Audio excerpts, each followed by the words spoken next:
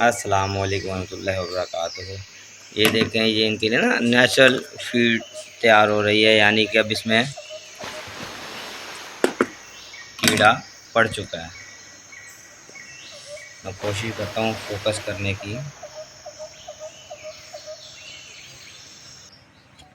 अभी बहुत छोटा है तो ज़्यादा नज़र नहीं आ रहा, उसकी मूवमेंट नज़र नहीं आ रही। ये देखिए, सेम लाइक दिस, इसमें भी यही सिचुएशन है।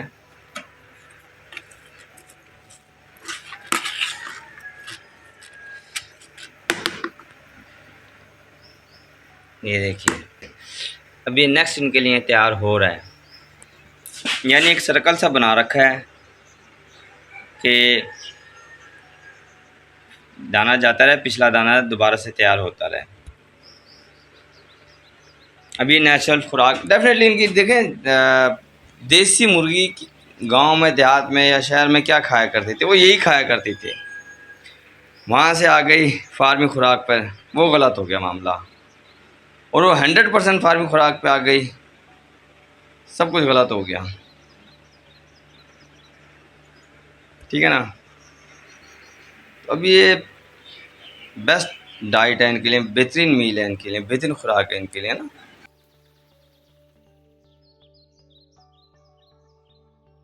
मौजूद सार्फिन, हमारी हद दर्जे कोशिश होती है कि हम अंडों को वॉश ना करें पकड़ने से पहले। इसकी कुछ नेचुरल रीजंस हैं। बेसिकली जब मुर्गी अंडा देती है ना, तो उसको कोट कर देती है, उस पर एक लेयर छोड़ देती है, जिसकी वजह से वो अंडा ख़राब होने से बचता है। उसके अपने जो नेचुरल वाइटामिन हैं ना, वो सेफ़ हो जाते हैं। जैसे कि जब मुर्गियों को, अगर हमने मुर्गी बिठानी अंडों पे, तो हम उसे कभी भी नहीं धोएंगे, उसको हल्का सा साफ़ कपड़े से ना उसे साफ़ कर देंगे बस, ताकि वो अंडा महफूज रह सके और उसकी वो खसूसियात महफूज रह सकें कि उसके ऊपर मुर्गी बिठाएं, हफ्ते में 10 दिन में 15 दिन में तो चूज़ा निकल आए। तो इन्हीं चीज़ों को सामने रखते हुए मैंने ये रियलाइज़ किया कि अंडे को धोना नहीं है, ताकि वो जो कोटिंग मुर्गी ने अंडा देते हुए की है ना, उसके ऊपर वो नेचुरल कोटिंग की हुई है, वो रिमूव ना हो, और अंडे के अंदर जो वाइटामिन वगैरह हैं वो सब के सब महफूज रहें।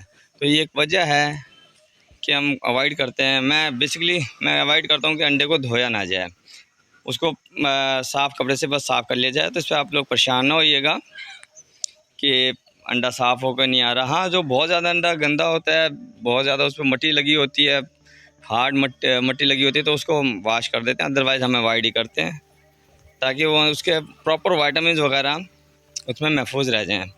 ठीक है ना। दुआ में याद रखिएगा। फ़ी अमानिल्लाह।